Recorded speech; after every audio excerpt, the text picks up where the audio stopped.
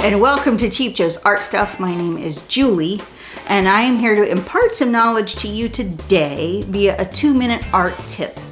And today we'll be discussing a word that you see flung around a lot, but you might not actually understand completely what it means, and that is tooth.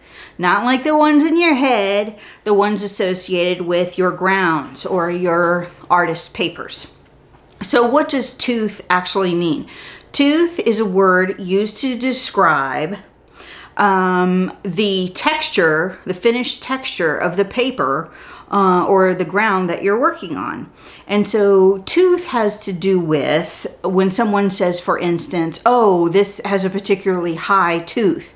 That means that it's got a pronounced texture, much like a rough watercolor paper. Or if they say this has a low tooth or a small tooth, that would mean that you have a smoother, softer surface, much like a plate or a hot press paper.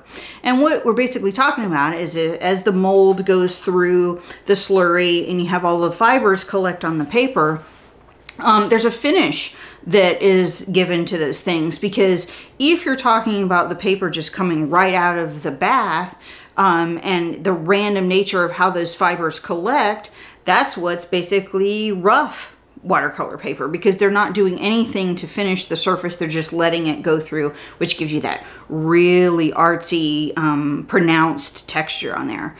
Whereas if you have something that goes through and goes through a set of cold rollers where it has pressure applied to it, or cold pressed, you get a much less or smaller tooth, all the way up to like hot press, which is actually run through a series of rollers that are heated.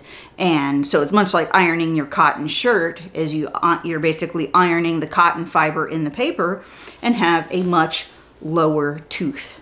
So when you're shopping for your art stuff and looking for your favorite stuff, don't be intimidated. Now you know all of the good skinny about paper and tooth. Enjoy!